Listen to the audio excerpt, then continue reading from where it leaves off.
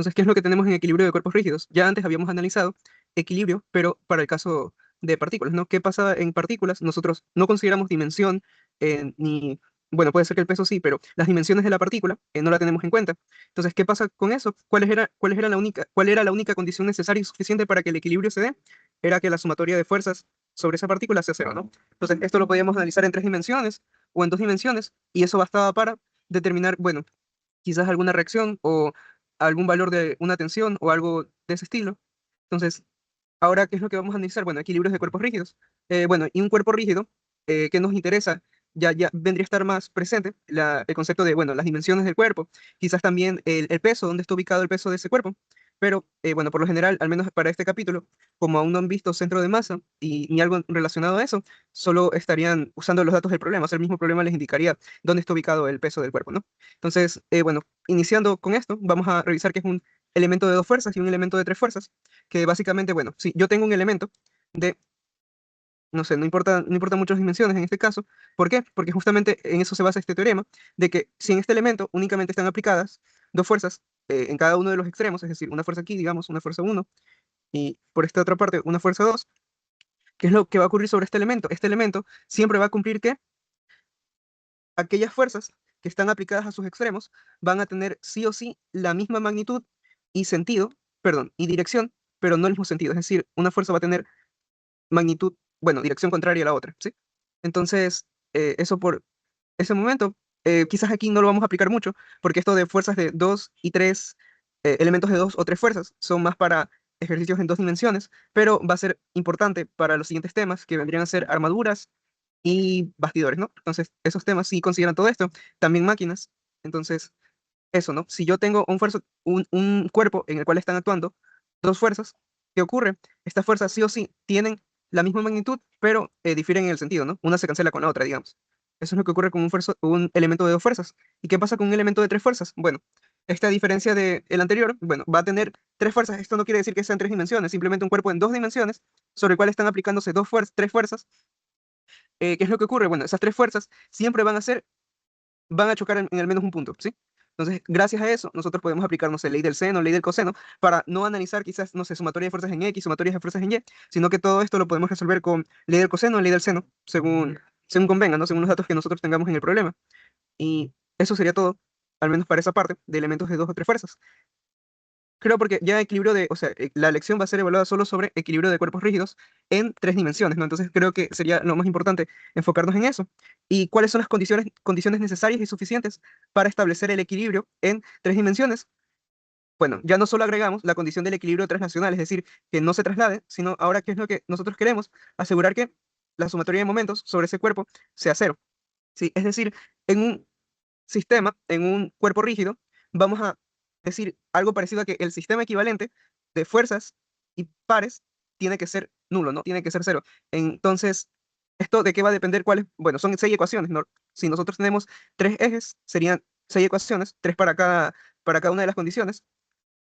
¿Y nosotros cómo vamos a saber cuándo ocupar una, cuándo usar la otra? Eso dependerá de, bueno, el tipo de arreglo que nosotros tengamos con respecto a la fuerza. Aquí está escrito, todo escrito, pero creo que lo mejor sería revisarlo con respecto a este gráfico de aquí. Entonces, cuando nosotros tengamos que las fuerzas son concurrentes en un solo punto, ¿qué pasa en ese caso? La única condición que nosotros tenemos que establecer son que las sumatorias de las fuerzas en todos los tres ejes sea cero, ¿sí? Entonces, no vamos a tener que depender del momento, porque independientemente de el lugar donde nosotros tomemos de referencia, esas condiciones básicamente se satisfacen. No sé si han visto álgebra lineal, si en su carrera ven álgebra lineal, pero básicamente, digamos, algo así como que esas ecuaciones no son independientes de las otras, ¿no? Únicamente las que nos van a permitir resolver estos problemas son estas tres condiciones, ¿sí? Entonces, por ejemplo, para este sistema, si estas cinco fuerzas fuesen incógnitas, nosotros no podríamos determinar una solución, ¿verdad? Pero ¿qué es lo que ocurre en estática? Al menos en estática, nunca nos vamos a topar con un caso en el cual haya fuerzas que no podamos determinar, ¿sí? Entonces, eso es importante. Por ejemplo, hay contados casos, recuerdo que justo me estaban haciendo una pregunta parecida en la tarea, que les preguntaban, bueno, tengo cierto número de fuerzas y necesito encontrar las tensiones. Entonces, por ejemplo, en ese caso, déjenme buscar el ejercicio para ser un poco más puntual en eso, ¿sí? Entonces, por ejemplo, tienen este problema de aquí. ¿Qué es lo que me dice? Un tubo ACDE se sostiene por medio de las rótulas en AE. Bueno, eso vamos a hablar un poco más adelante acerca del tipo de reacciones según el tipo de soporte. Y bueno, me dice, mediante el alambre DF, determine la tensión en el alambre si se aplica una carga de 640 en B, como se muestra en la figura, ¿no? Entonces, ¿qué es lo que ocurre aquí? Bueno, ¿cuántas variables tengo? Las rótulas me presentan tres reacciones en cada una, ¿cierto? Y tengo una tensión, pero ¿qué es lo que ocurre? Bueno, ¿cuántas ecuaciones yo tengo? Solo seis, ¿verdad? Entonces, ¿qué es lo que pasa aquí? A mí lo único que me están pidiendo determinar es la tensión, ¿no? Entonces, por ejemplo, en este caso, ¿qué es lo que me conviene?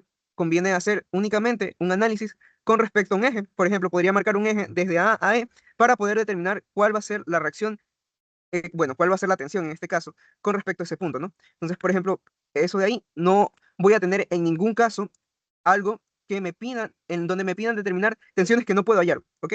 Eso quizás, eso en realidad depende ya luego de, no sé, algunas otras condiciones como el tipo de material y demás, pero no nos metemos con eso en estática. Siempre que nosotros tengamos un problema en estática y me piden determinar algo, es porque ese algo se puede determinar, ¿no? Entonces tenemos otros casos de, digamos, tipos de equilibrio, le podríamos decir, en el cual, bueno, son concurrentes a una línea.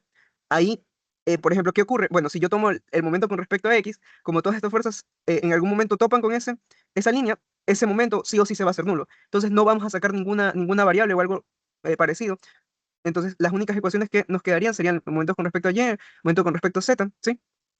Lo mismo pasa, por ejemplo, con un sistema en el cual todas las fuerzas son paralelas.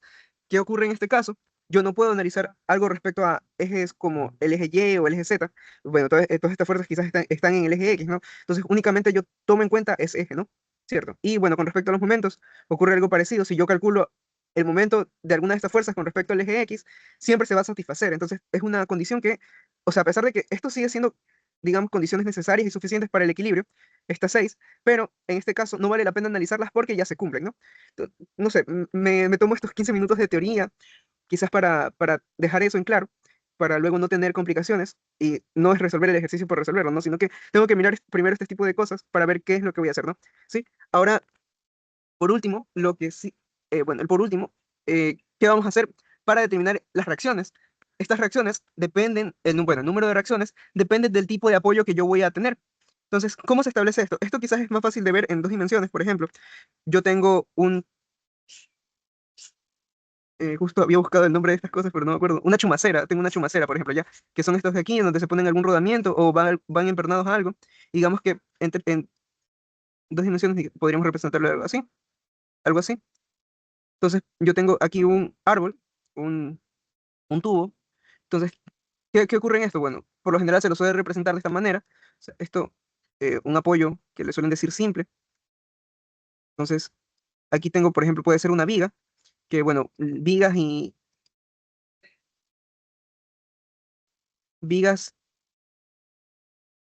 ejes son cosas que vamos a analizar un poco más adelante. ¿Sí? Entonces, por ejemplo, yo puedo modelar alguna barra de esta manera. ¿Sí? ¿Y qué es lo que ocurre? Bueno, este apoyo que representa una chumacera, ¿qué es lo que hace? ¿Qué movimientos me permite? Entonces, si yo lo analizo de esta manera, ¿cierto? ¿Hacia qué eje se puede mover? Está, digamos, empernado, todo esto está empernado, ¿no? Entonces, ¿qué movimientos están restringidos? Se restringe el movimiento con respecto a X, digamos, esto es X y esto es Y. Entonces, ¿qué pasa si se restringe el movimiento con respecto a X? Aparece una reacción en X, ¿sí? ¿Qué pasa si se restringe el movimiento con respecto a Y? Aparece una reacción en Y, ¿cierto? Si esto está empernado, no se puede mover ni para arriba ni para los costados, ¿no? Entonces aparece una reacción en Y. Ahora, ¿qué va a pasar con respecto al movimiento de giro? ¿Yo puedo darle algún movimiento de giro? Sí, ¿verdad? Esto de aquí me permite, simplemente está empernado, pero no está pegado a los soportes, entonces yo puedo darle un movimiento de giro, por tanto, el momento sobre ese punto sería cero, ¿no? ¿Sí? Entonces, eso de ahí, ¿qué más ocurre? Bueno, eso es en dos dimensiones. Ahora, en tres dimensiones va a ocurrir algo similar, ¿no? Por ejemplo, en el primer tipo de soporte, yo tengo algo que está sobre un tubo, digamos, un tubo que está sobre una superficie lisa. En esos casos, o bueno, no solo una superficie lisa, sino que algunas veces únicamente tienen una rueda en ese apartado final. Entonces, ¿qué tipo de reacción voy a tener? Una reacción hacia arriba, perpendicular a la superficie, con respecto a ese punto, ¿no? Ahora, cuando tengo algún bueno, en este caso, tengo una superficie rugosa. Con una superficie rugosa ya voy a tener reacciones en otros ejes, ¿no? ¿Cierto? O sea, justamente para donde está, digamos, intentando moverse ese miembro. Y también, bueno, por ejemplo, aquí no es necesario aprenderse esto de memoria, simplemente, o sea, lo pueden analizar de esa manera. Digamos, ¿qué movimientos están restringidos? Esta cosa se puede mover con respecto a X, ¿cierto? Si se puede mover con respecto a X, no hay una reacción en este eje. Si se puede mover con respecto a Y, se puede mover libremente con respecto a Y, no, ¿verdad? Porque aquí hay un tipo de chumacera que, no, no es chumacera, sí, sí, es un chavetero, perdón, hay un tipo de chavetero que permite hacer que, bueno, que no permite moverse de forma normal en el eje Y. Entonces, como ese movimiento está restringido, aparece una reacción en ese eje, ¿no? ¿Cierto? Lo mismo con respecto a Z, esto ocurre bueno, es algo parecido a lo de acá, una bolita, una rueda en este caso, que hace que hay una reacción en ese eje, ¿no? Ahora sí, este de aquí, por ejemplo, este es otro tipo de soporte. Ningún movimiento de momentos están restringidos, pero sí están restringidos los movimientos hacia cualquiera de los ejes, ¿no? Entonces, como están restringidos todos esos movimientos, hay reacciones en los tres ejes, ¿no? Finalmente, un apoyo de tipo empotrado, ¿qué reacciones me ofrece? Bueno, una reacción en cada uno de los ejes, en X, en Y y en Z, ¿no? Pero además de eso, este no se puede mover libremente, no está empotrado, está dentro de esa superficie, entonces los momentos también estarían restringidos, ¿no? Esto de aquí, como sacarían, es algo parecido a lo de sistemas fuerzas equivalentes, fuerzas par equivalente que les mandaban a resolver en la segunda unidad. Algo parecido es con respecto a esto. De hecho, es casi el mismo procedimiento en esos casos, ¿no? Porque justamente por eso revisan eso en la segunda unidad, ¿no? Bueno, aquí, por ejemplo, otra chumacera. Esta chumacera, ¿hacia dónde únicamente me está restringiendo los movimientos? Hacia el eje X, ¿verdad? Hacia el eje X, el movimiento no es libre, ni tampoco para el eje Z, ¿no? ¿Cierto? Esos ejes están, digamos, no permitidos. Algunas veces, esto de aquí, eso me lo va a decir el enunciado, esto de aquí se puede despreciar la reacción con respecto a este eje. Entonces, en el árbol no se va a producir ninguna reacción, por tanto, eh, no existe una reacción justamente en el eje en el cual nosotros estamos considerando, ¿no?